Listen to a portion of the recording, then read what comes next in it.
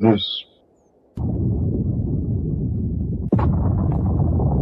me, the chemist who made the bomb that took out part of town.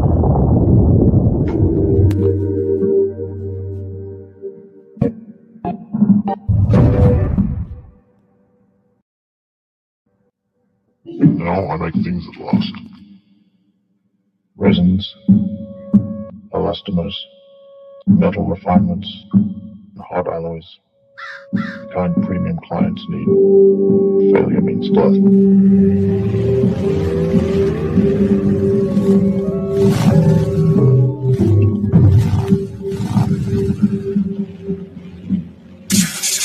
Mostly for vehicles.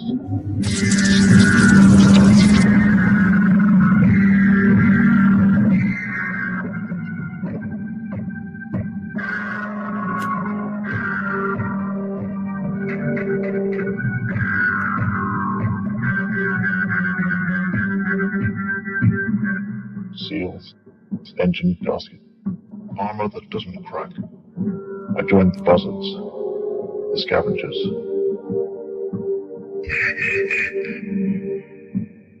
We dug beneath the sand into the buried city. This is where I sourced all my chemicals, all my equipment. Pulled up things no one thought had a place in this world. Like camphor. Used to be a perfume. Memory. Comfort. Out here, it's a precursor. Depending on the amount of camphor used, it serves as a plasticizer that turns nitrocellulose into either stable smokeless powder or into celluloid plastic. Celluloid, a camphor plastic, can be softened in boiling water and molded by hand to make tools. It is also used as an additive for low-grade diesel fuel. Also, it makes a useful Bronsted acid, 10-camphor sulfonic acid, which is water-soluble and easier to handle than battery acid. This can be used to make primitive chiral medicine. I oxidize it into camphor a catalyst that turns violent, unpredictable reactions into control runs. Not power, control.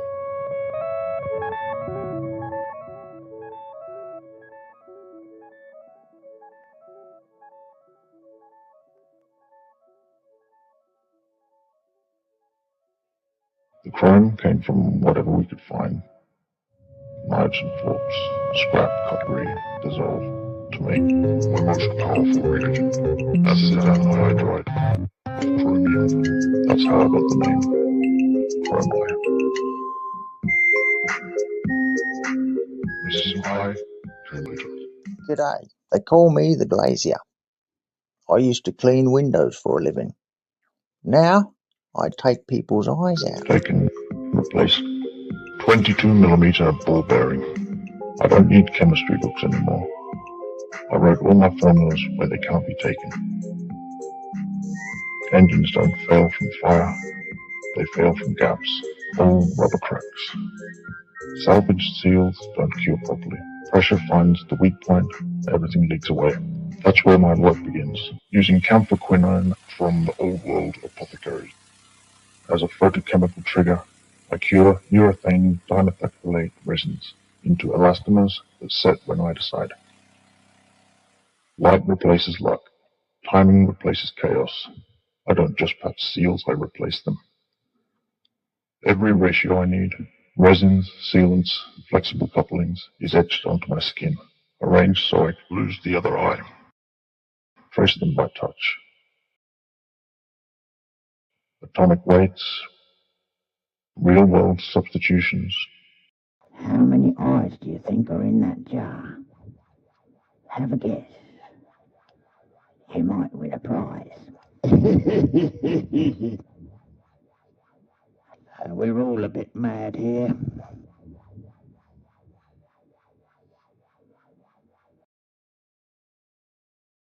You count the number of layers to the four-sided pyramid, and then you square the number for each layer. So you go square of 1, which is 1, square of 2, which is 4, all the way till square of 7, and that, ladies and gentlemen, is 140 people who forgot to subscribe and click the notification bell. 140 eyeballs. It's a significant ocular surface area, enough to be able to keep an eye on every single one of you. Weights, substitutions, corrections for impure reagents.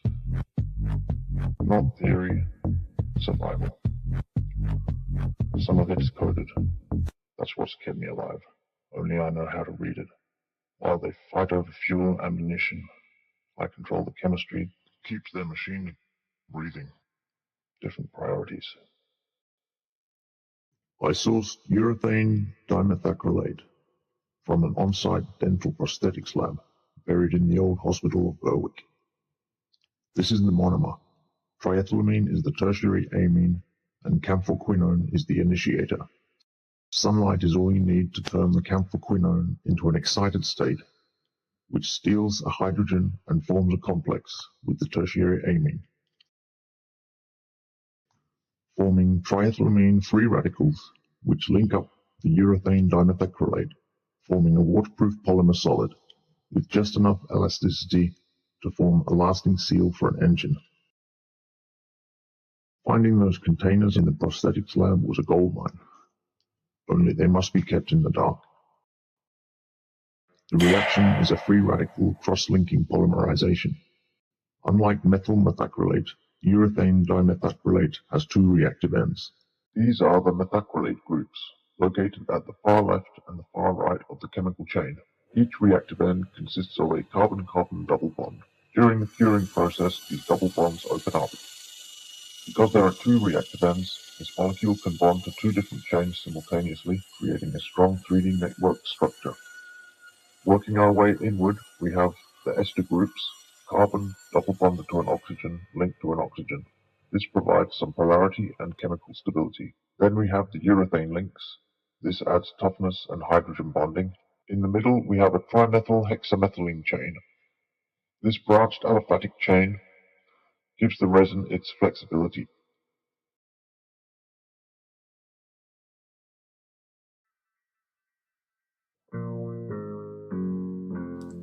Two packets of camphor, 34.5 grams camphor. I have taken 15 grams and I've loaded it into a 100 ml flask. Now I'm going to add some glacial acetic acid.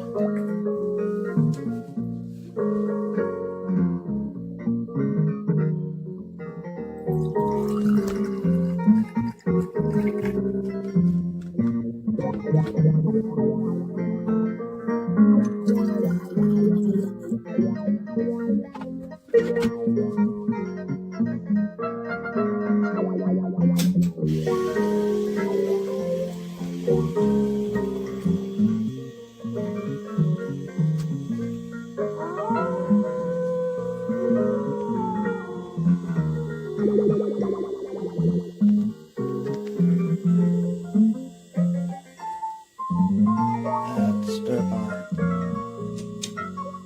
So put this on medium heat just to dissolve the camphor. It's so nice to have a clean, organized lab.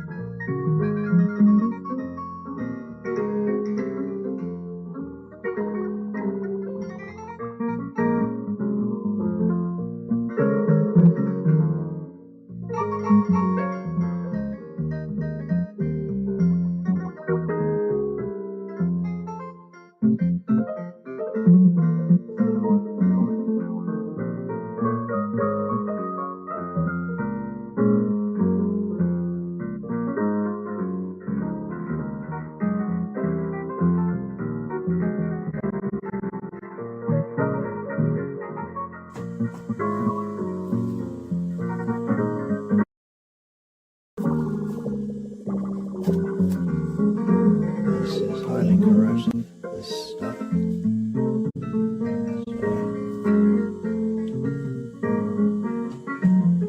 tear that.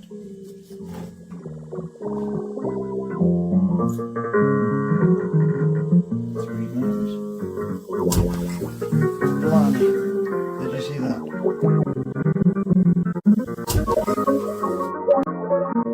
The acetone residue. Let's try that again. I've just washed this with water this time and dried it with a towel.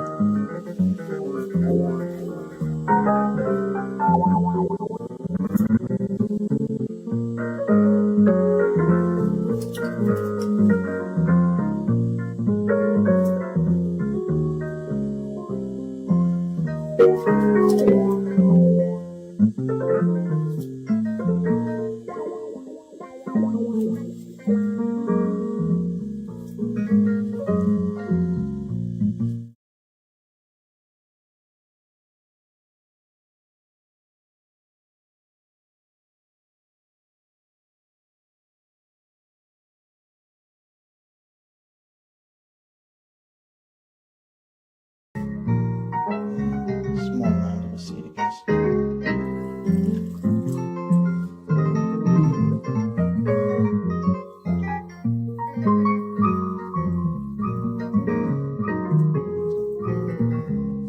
We'll add a drop of water to that.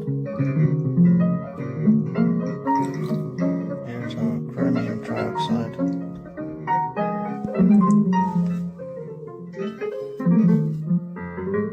Which I'm going to add. I got the stand because I don't want to spill bramic acid.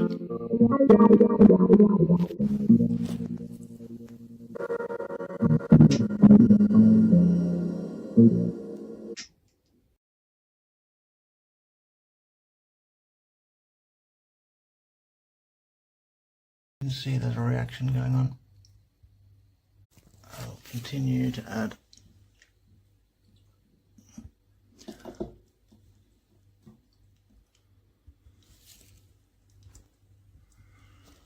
oh yeah, definitely.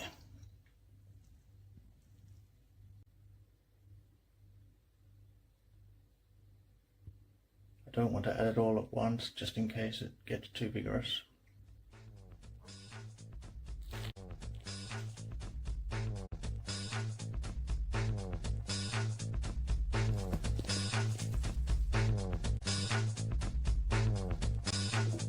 The chromophore is the conjugated dicarbonyl system.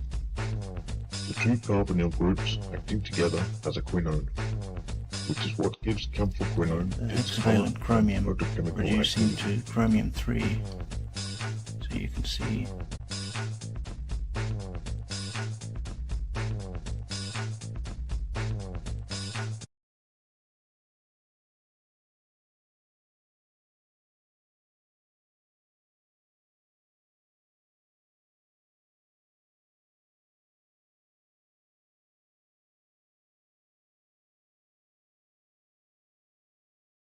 no heat being applied.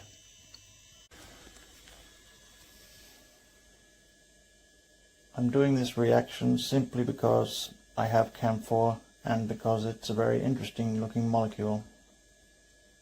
And so is camphorquinone. Camphorquinone is a rigid bicyclic alpha diketone, defined by a 5-membered and a 6-membered ring. It is locked into a strained boat conformation.